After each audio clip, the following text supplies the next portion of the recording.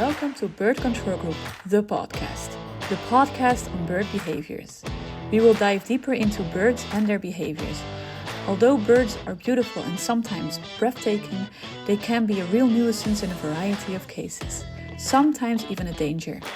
We will try to figure out how we can control our environment and coexist with birds without harming them, and maybe, along the way, we will even manage to protect our winged friends.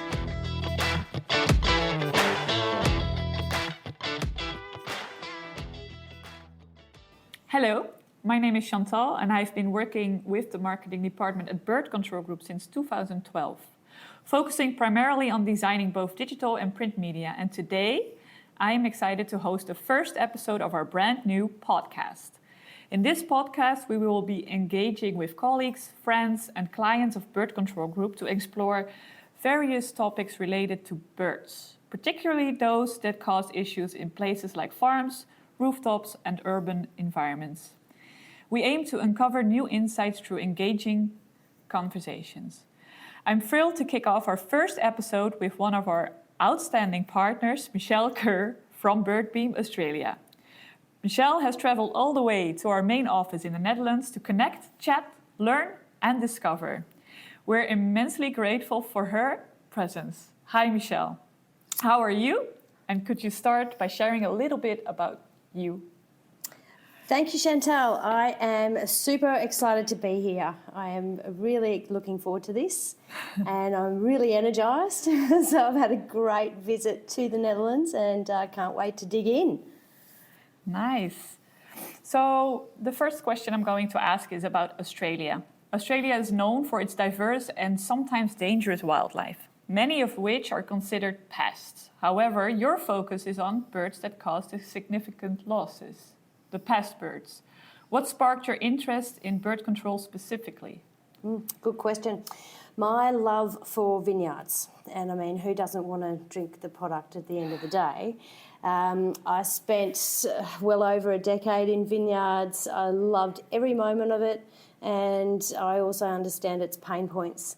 One of those things is there's definitely bird netting. So I come from a position where I love what I do, but that was one of the worst jobs in the vineyard.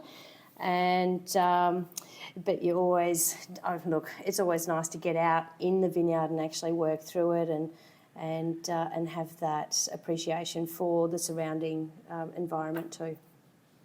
So to be clear, you grew up in a vineyard or you worked at a vineyard? Yeah, I grew up in Tasmania, so the very southernmost point of Australia.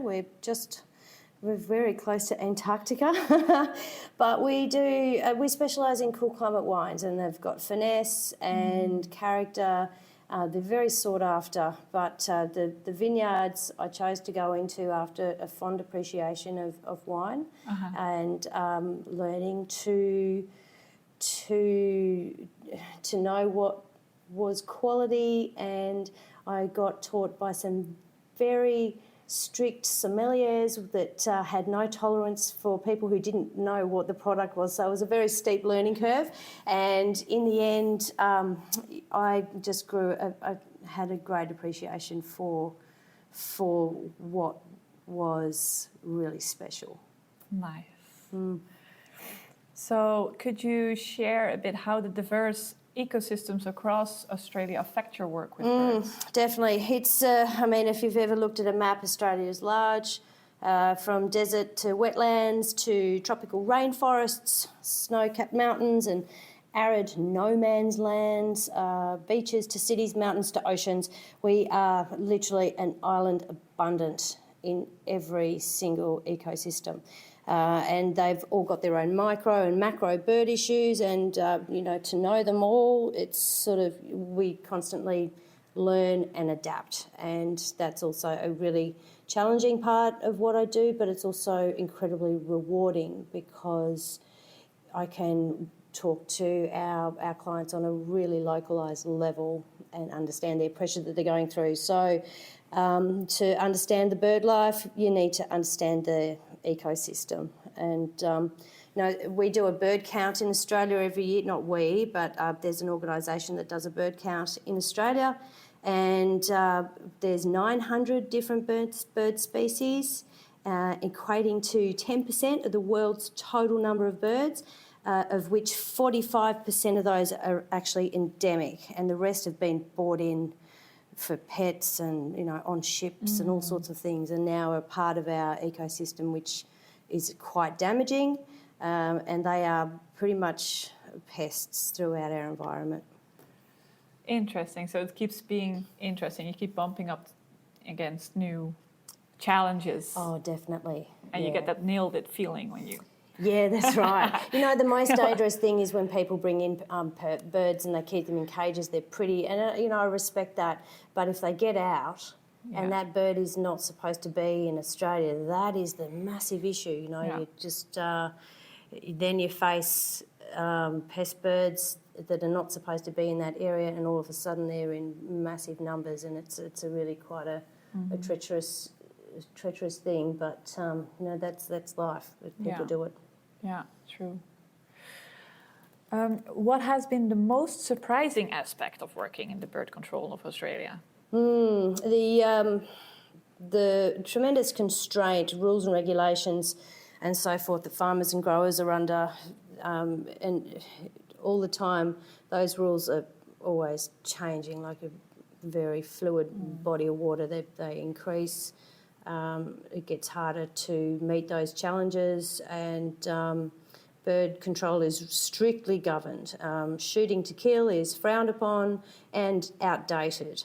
Farmers are responsible for changing practices, so that's really up to the grower to implement a better way to do things. So it's interesting that, you know, growers are keen to know what's going to work, and that's great, because if they're interested, we can work with them to really get the best out of what we do. You know, and our challenges in our environment are also each year with flooding or drought, and what that does to bird populations is quite dramatic. So the boom in numbers after a major flooding event, then you get the drought, and you've got like 1 trillion extra birds in the environment, and then what that does to the farmers, and they panic. But we, as the experts in the field, we can actually see that coming. So, to mitigate that is it's important that we know what we know our field. Yeah. So, and what is then the best thing about Australia? Well, what isn't to love? Everyone I talk to, Australia. They all say, "Oh, you're from Australia. We'd love to go there." I'm like, well, it's a long visit, but it's worth it. Yeah. Just some people don't ever want to leave, and that's fine too. We're a big country. You know, we're an island, and I think that's also beneficial. We're far from everyone, and sometimes that can be more beneficial than others. Other times, and we have a lot of different climates, so it suits you can live in a cold climate or a warm climate. You can live next to 1 million beaches. Because we are an island, most of our population is centred is around those coast sides. So, I mean, for example, we live in Tasmania, and there's at least 7 beaches within 15 minutes of us, and that is super cool.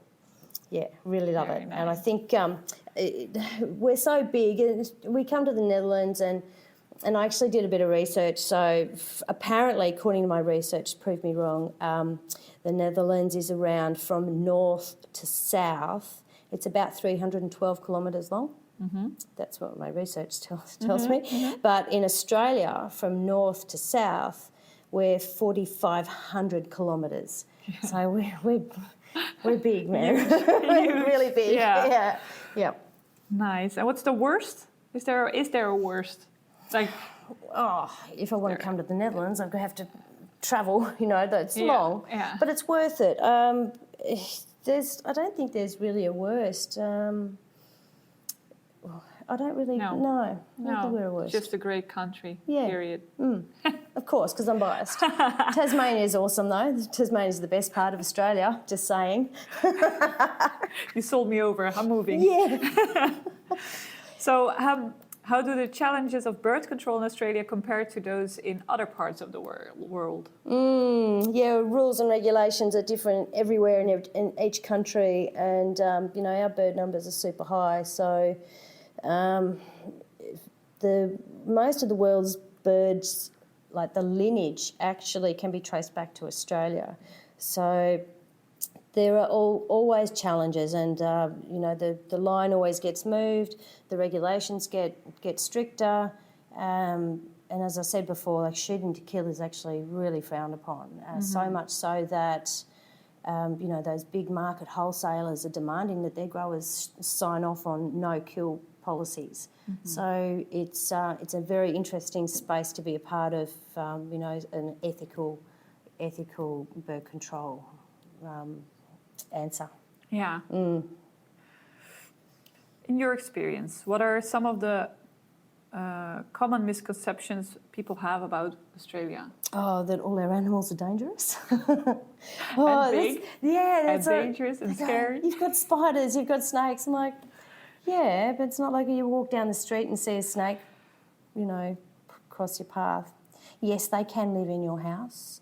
And yes, they can, populate in ceilings and things like that. But it's not that scary. But it's not that scary. You just get a snake handler in and you remove them. And as for spiders, yeah, we've got a few spiders.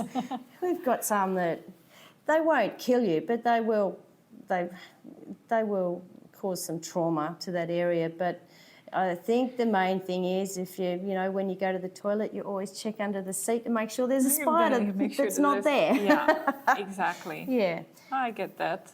But isn't it also maybe part of growing up? Oh, definitely. Yeah, we don't go around poking spiders with sticks and you just leave snakes alone. It's just you're used to them. Apparently they're more afraid of us than we are of them. I beg to differ sometimes. It's just about being conscious of summer when the snakes are out. You're just aware of your environment, and we carry Band-Aids and trauma kits. No, just joking. No, we don't.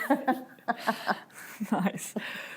Back to the more controllable species, so the birds.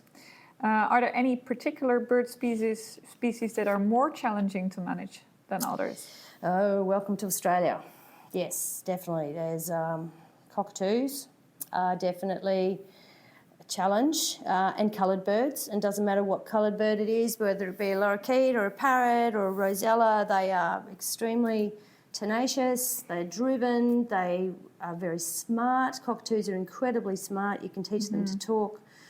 Any bird that you can teach to talk has got a very big brain. They spend a long time in the nest developing that brain, so they don't fledge early, so they stay for a long time. So they're constant challenges that we work with. They're gorgeous birds, but as I said, they're very driven. Very pretty. And just as very a fact, smart. Yeah, that's right. But cockatoos are damaging because their beak is always growing. It's like a toenail or a fingernail. So they're always looking for something to sharpen it or grind it down on, and so that's why they get a really bad reputation for chewing absolutely everything to pieces, because they're just a bird that is in constant care of itself, really. Yeah. Do they also come in groups or attack in groups, or? They do come in big flocks. Cockatoos will always send out a scout bird or two. They come out really early in the season. They'll come out and investigate what's happening in the local farming area. They'll pick an area that they think that there's going to be food source, and they go back and they tell all their friends, and then they come in massive numbers. So you've really got to get in front of that early. So early intervention with cockatoos and coloured bird species is essential. Yeah. It really shows the smartness of them to just send out a few and then get the rest. Yeah. Check if it's safe. Check if it's safe. Let's go, friends. Let's eat everything. Eat all the grapes and fruits. Yeah. Could you share a success story where your interventions significantly improved a situation or protected an ecosystem? Yeah, sure. So we actually work with, it's an ongoing project. We're about a year in. We're working with BirdLife Australia in protection of the black cockatoo species. They are highly protected and they are endangered. And whilst we're in in a bird control business, we also have a very strong ethic of keeping birds safe. Like, that's actually a really strong message of ours. It's not to get rid of birds at all. It's actually just to push them away so they're not in the growers' area, and it keeps them safe from harm, so that farmers won't go and shoot them or use methods that are harmful to the birds. So you'll still see birds around in the trees and you'll still hear them, but we just don't want them in that crop. So the project with BirdLife Australia is ongoing, and we have three lasers on in 3 different orchards, and they've got sound setups, and from the growers' perspective, we're a year in. It's a 2-year project, and from the growers' perspective, they can actually go on holiday and come back, and there's still fruit in their orchard. Yeah. So from a grower's, what they see on the ground is results. We're excited to see the science behind that from all the audio systems that BirdLife Australia's got in place to really back that up. So that's a really important project of ours. Yeah. It's a combined effort. Yeah. And I think working beneficial with for grower and bird. that's right. They've got such a great voice too, BirdLife Australia. They're valuable. They are leaders in keeping birds safe, and it's a real privilege to be able to work with them on this project. Very good. Looking forward, what innovations or changes do you foresee in the bird control industry in the next 5 to 10 years? Oh, is that a wish list? It could be a wish list. Hope the I don't tech know. team's listening to this one.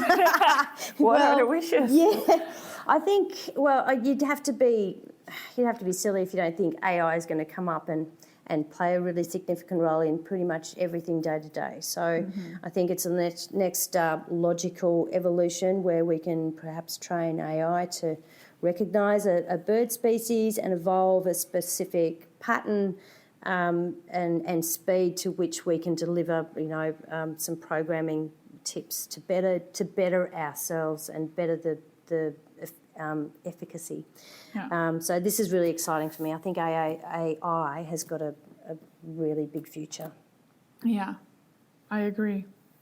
Yeah, it's a bit of a vague thing, AI, but it's gonna it's gonna make difference. Yeah, I love it. I've started to play around with it a little bit, and it's all, you've got to train it.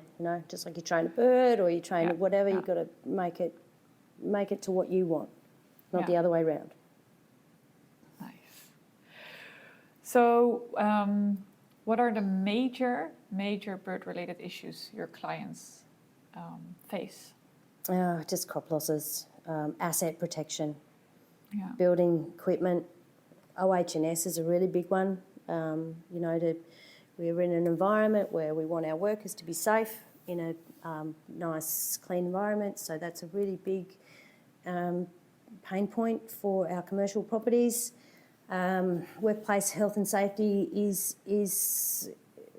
important, and to retain staff in an environment where they feel that they don't have to pick up something with, bird poo on it and clean it off, and that horrible contamination, that ick feeling is just, it's actually a really big thing.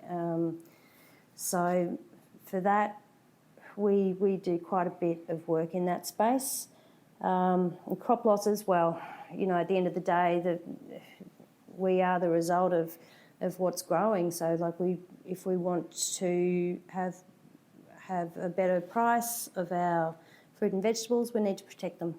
So it's quite cyclical in that fact. So crop losses are a really big thing. The grower, at the end of the day, they struggle to to make ends meet, they've got expensive machinery that they have to buy. They don't, they've got markets to compete in, so they need every resource available.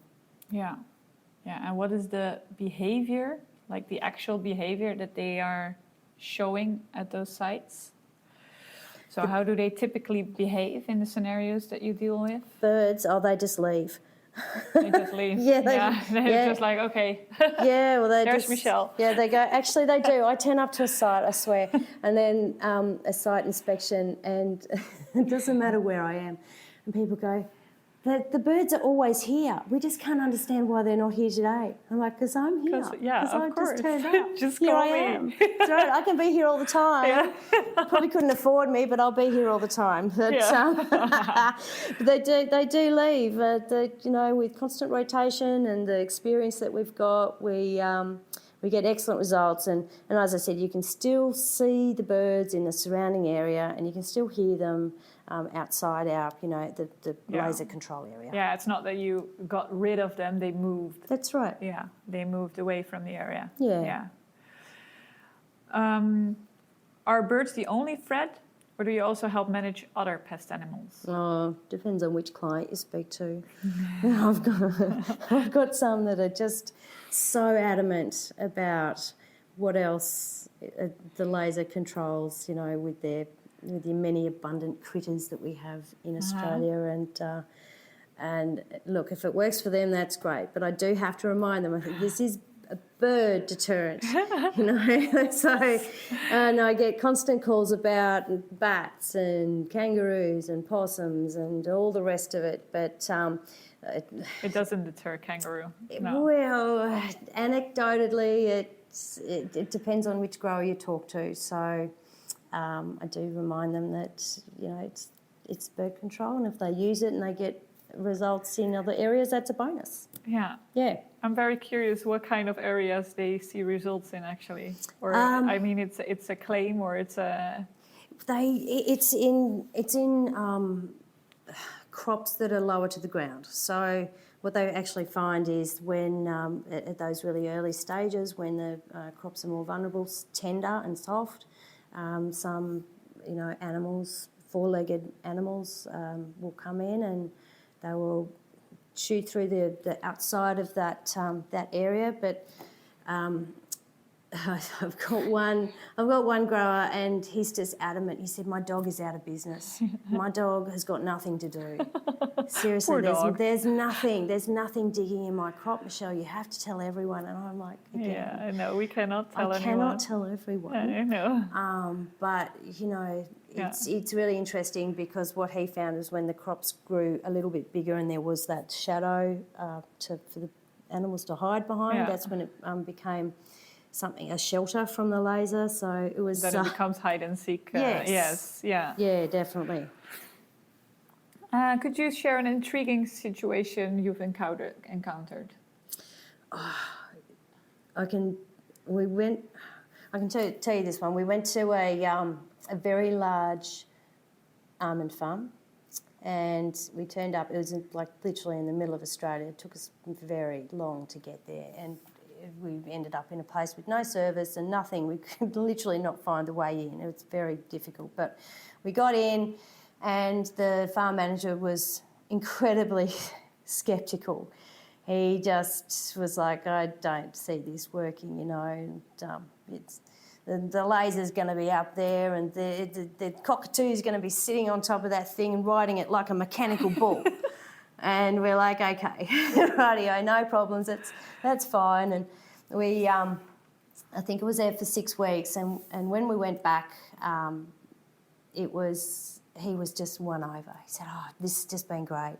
He said, "We've got no damage here," and we actually took some photo evidence, and it was chalk and cheese. It was just almonds underneath all these rows in the non-control block.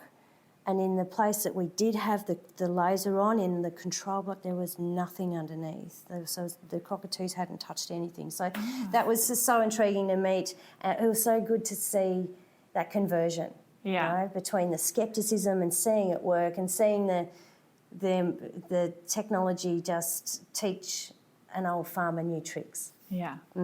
Yeah. Yeah, it would have been great if you could have taped that one. Yeah. just, Yeah. just to see his face Yeah, before, that's right. after. Yeah, we that did was laugh. great. Yeah, I can imagine. So I'm going to wrap up our conversation. And I'm very curious, when you return back to Australia, what's the first thing you plan to do? What are you missing? Well, actually, the very first thing is going to be putting all the cheese that we've just bought back in the fridge. It was 3 kilos of cheese or something, right? I couldn't help it. We're in the, we've got amazing things in front of us here, so that'll be one of the things. And then I'm just going to take a big long walk and look long, and just process all the amazing things that we've actually got to experience here in the Netherlands. Yeah, and what's the weather like? It's getting cold. It's getting cold. It's actually warmer in the Netherlands at the moment. Walking outside with your jacket on. Okay. Yeah, jacket, nice beanie. Fresh walk. Yeah, fresh air, fresh, cleanest air in the world. So we're really lucky. Are you looking forward to go back, or could the stay in the Netherlands have been longer? Oh, I think it could have perhaps been a little bit longer. I would like to, yeah. Sort of expand a little bit out and see all of your 312 kilometres. Very interesting flat kilometres. Yeah, it is. Yeah, but it's been amazing. We've met brilliantly minded people. Everything has been fabulous, and we are absolutely humbled to be here. Great. We feel the same.